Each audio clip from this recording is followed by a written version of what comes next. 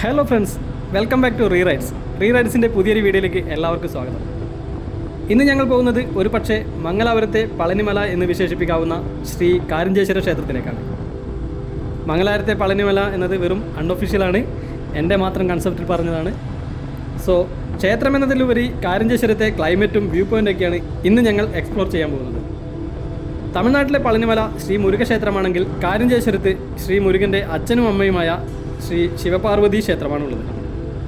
മംഗലാപുരത്ത് നിന്നും ബാംഗ്ലൂർ ഹൈവേയിൽ 40 കിലോമീറ്റർ മാറി ബണ്ട്വാൾ താലൂക്കിൽ സമുദ്രനിരപ്പിൽ നിന്നും ഏകദേശം 1000 അടി ഉയരത്തിലാണ് കാരിഞ്ചേശ്വര ക്ഷേത്രം സ്ഥിതി ചെയ്യുന്നത്.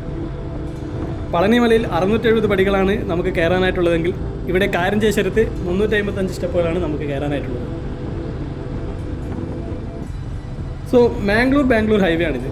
രാവിലെ സമയം 6:30 ആവുന്നേ ഉള്ളൂ. റോഡിലധികം തിരക്കൊന്നുമില്ല. സൂര്യൻ കിഴക്ക് ഉദിച്ച് വരുന്നതേ ഉള്ളൂ. നമ്മുടെ മീറ്റിയോറിൻ്റെ വിൻഷീറ്റിൽ സൂര്യോദയം നല്ല അടിപൊളിയായിട്ട് കാണാൻ പറ്റുന്നുണ്ട്. പിന്നെ ഈ വീഡിയോ കാണുമ്പോൾ ചാനൽ ഇതുവരെ സബ്സ്ക്രൈബ് ചെയ്യാത്തവരായിട്ട് ആരെങ്കിലും ഉണ്ടെങ്കിൽ ദയവായിട്ട് ആ റെഡ് ബട്ടൺ പ്രസ് ചെയ്ത് ചാനൽ സബ്സ്ക്രൈബ് ചെയ്യുക.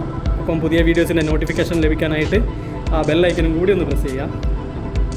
പിന്നെ വീഡിയോ ഇഷ്ടമായിട്ടുണ്ടെങ്കിൽ ആ ലൈക്ക് ബട്ടണും ഒപ്പം നിങ്ങളുടെ കമൻസൊക്കെ അറിയിക്കുക.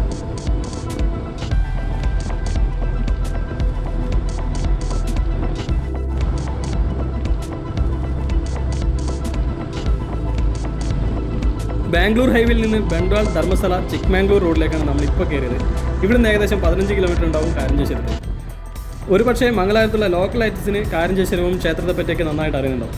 പക്ഷേ മംഗലാപുരത്ത് നിന്നും വെറും 40 കിലോമീറ്റർ 3-4 മണിക്കൂർ കൊണ്ട് പോയി വരാൻ പറ്റുന്ന നല്ലൊരു ഹിൽ ടോപ്പ് വ്യൂ പോയിന്റിനെ പറ്റി മംഗലാപുരത്ത് താമസിക്കുന്ന നമ്മുടെ പോലെയുള്ള ഔട്ട്സൈഡേഴ്സിന് വലിയ ഐഡിയ ഒന്നും ഉണ്ടായിരിക്കാൻ സാധ്യതയില്ല. സോ മുന്നേ പോയവർക്ക് വീണ്ടും പോകാനും ഇതുവരെ പോകാത്തവർക്ക് ഒന്ന് പോയി കാണാനൊക്കെ ഈ വീഡിയോ ഉപകരിക്കുന്നു വിചാരിക്കുന്നു.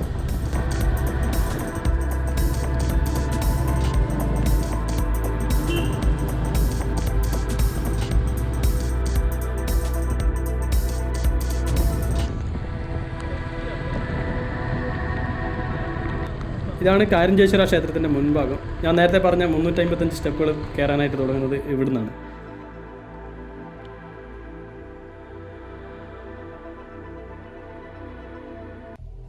ഈ കുളത്തിനോട് ചേർന്ന് കാണുന്ന ആ വലിയ പാറയുടെ ഏറ്റവും മുകളിലാണ് ക്ഷേത്രമുള്ളത്. ഇപ്പോൾ സമയം 7 മണിയായിട്ടുള്ളൂ. രാവിലെ 9 മണിക്കാണ് നട തുറക്കുന്നത്. പിന്നെ ഇവിടുന്ന് കുറച്ചുകൂടെ മുമ്പോട്ട് പോയാൽ ഏകദേശം 100 സ്റ്റെപ്പുകളുടെ മുകളിൽ വരെ വണ്ടി കൊണ്ടുവന്നിട്ട്. സോ നമുക്കെന്തായാലും ആ വഴി പോയി നോക്കാം.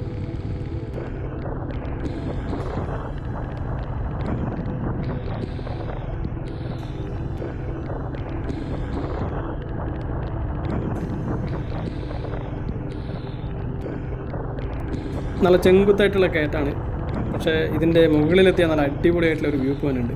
പിന്നെ കൂട്ടിന് കുറേ കുരങ്ങന്മാർ. പക്ഷെ എന്തായാലും സൗവർണികയിലെ പോലെ അത്ര ഉപദ്രവകരമായിട്ടുള്ള കുരങ്ങന്മാരൊന്നുമല്ല.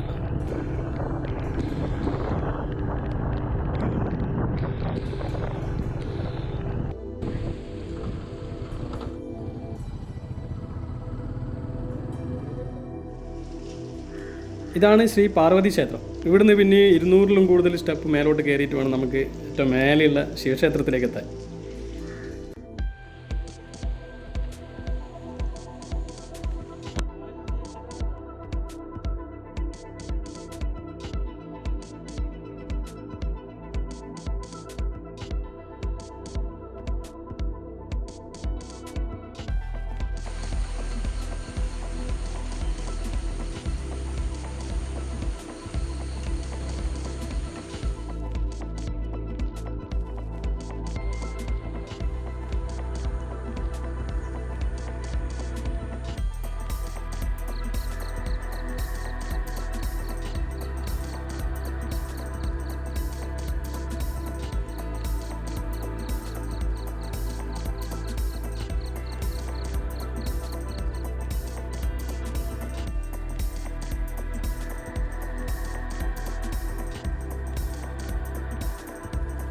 ഇവിടെയാണ് ഞാൻ നേരത്തെ പറഞ്ഞ നല്ല അടിപൊളിയായിട്ടുള്ളൊരു വ്യൂ പോയിൻ്റിൻ്റെ ഒരു ഭാഗം.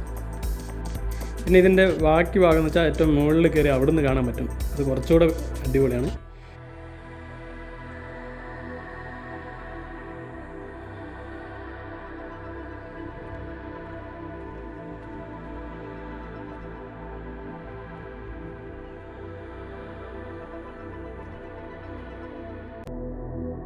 കണ്ടിട്ട് 4 ആളും കൂടെ ഓൺലൈൻ ക്ലാസ്സിലിരിക്കുന്നതെന്നാണ് തോന്നുന്നത്. ഇതിലിപ്പോൾ ആരാ ടീച്ചർ എന്നുള്ളൊരു കൺഫ്യൂഷൻ മാത്രമേ ഉള്ളൂ.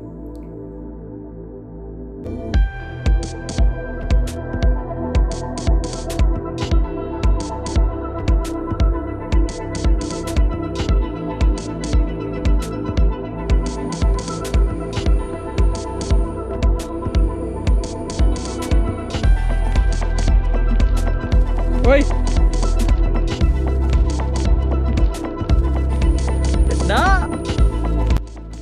നമ്മളിനി വരുന്ന വഴിക്കേണ്ട ആ കുളത്തിൻ്റെ അടുത്തേക്കാണ് തോന്നുന്നത്. അവിടെ നിന്നാണ് ക്ഷേത്രത്തിലേക്കുള്ള ആദ്യത്തെ സ്റ്റെപ്പ് തുടങ്ങുന്നത്. ആ 350 സ്റ്റെപ്പിൻ്റെ ആദ്യത്തെ പടി തുടങ്ങുന്നത് അവിടെ നിന്നാണ്. അപ്പോൾ അവിടെ മുതലേ നമുക്ക് കയറി നോക്കാം. ഇത് ജസ്റ്റ് നിങ്ങൾക്ക് ഞാൻ വാഹനം കയറി വരുന്ന വഴി കാണിച്ചു തരാനും പിന്നെ ഇവിടുത്തെ വ്യൂ പോയിൻ്റ് കാണിച്ചു തരാനൊക്കെ വേണ്ടിയിട്ട് വന്നതാണ്. ഇനി നമുക്ക് നേരെ തിരിച്ചങ്ങോട്ട് പോകാം.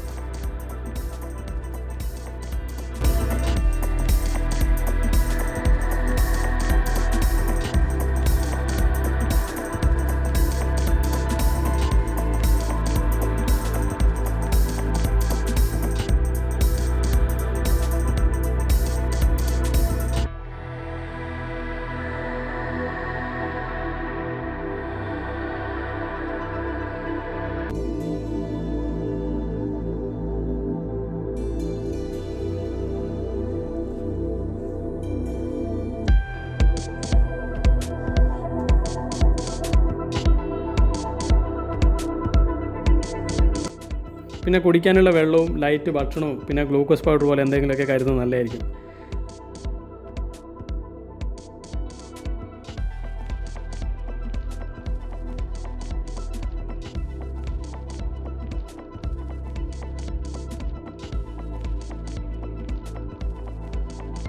ഇത് നമ്മൾ നേരത്തെ ബൈക്കും കൊണ്ട് കയറി വന്ന അവിടെ കണ്ട പാർവതി ക്ഷേത്രമാണ്. ഇനി ഇവിടുന്ന് അങ്ങോട്ടുള്ള കയറ്റാണ് കുറച്ച് കഠിനം. നല്ല കുത്തനായിട്ടുള്ള സ്റ്റെപ്പുകളാണ്. പക്ഷേ അതിൻ്റെ ഏറ്റവും മുകളിലെത്തിയിട്ട് ആ വ്യൂ പോയിൻ്റൊക്കെ നല്ല അടിപൊളിയായിട്ട് കാണാം. സോ ആ വ്യൂ പോയിൻ്റൊക്കെ കാണുമ്പോൾ തന്നെ നമ്മൾ അവിടെ കയറി വന്ന ആ ക്ഷീണമൊക്കെ അവിടെ നിന്ന് തന്നെ മാറിക്കിട്ടും. ശരി,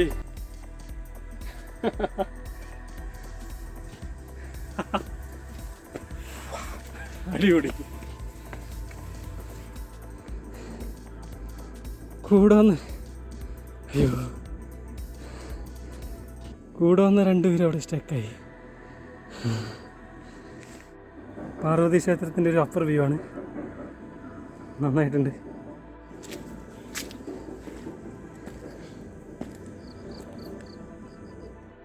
അവരെയൊക്കെ നല്ല വഴുക്കലുണ്ട്.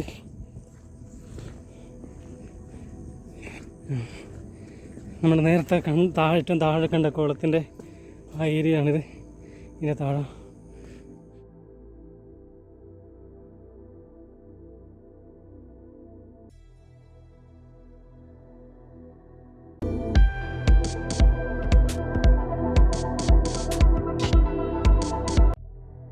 പിന്നെ ഇവിടെ പാറയുടെ മുകളിൽ 2 കുളമുണ്ട്. ഭീമൻ തൻ്റെ ഗദ എറിഞ്ഞപ്പോൾ ഉണ്ടായതാണ് ഈ തടാകം എന്നാണ് വിശ്വാസം.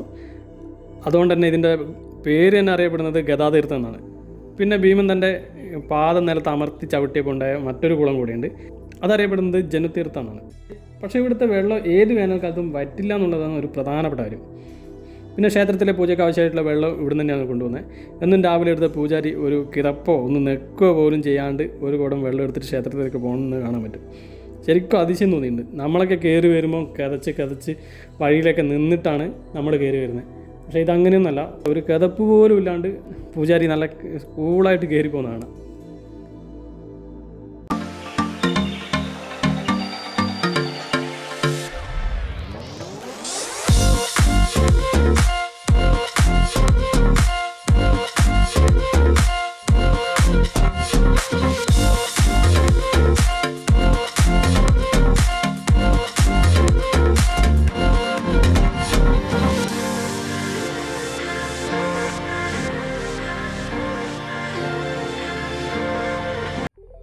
അങ്ങനെ നമ്മൾ ക്ഷേത്രത്തിൻ്റെ ഏറ്റവും മുകളിലെത്തിയിട്ടുണ്ട്. അങ്ങ് ദൂരെ കാണുന്നത് കുതിരമുക്ക് മലനിരകളാണ്. കുതിരമുക്കിൻ്റെ ഒരു എക്സ്പ്ലോറിങ് വീഡിയോ ഞാൻ അടുത്ത് തന്നെ ചെയ്യും. നോട്ടിഫിക്കേഷൻ കിട്ടുമ്പോൾ നിങ്ങളെല്ലാവരും കാണണം.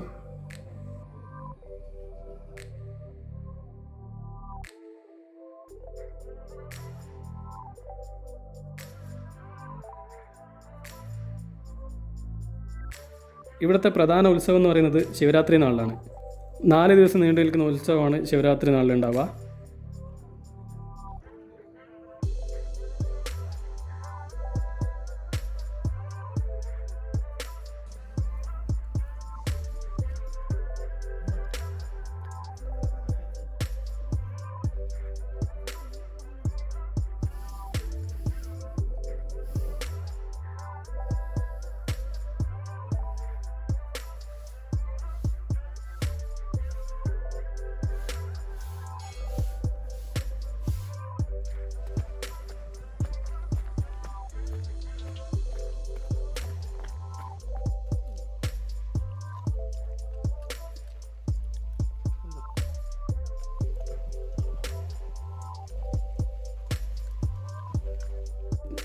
അങ്ങനെ കാരഞ്ചേശ്വരത്തെ പ്രകൃതിയും വ്യൂ പോയിൻറ്റും സൂര്യോദയമൊക്കെ ആസ്വദിച്ച് നമ്മളിവിടുന്ന് ഇറങ്ങുകയായി. ഇനി ഇവിടുന്ന് നേരെ പോകുന്നത് ഇതുപോലൊരു ഹിൽ ടോപ്പിലേക്ക് തന്നെയാണ്.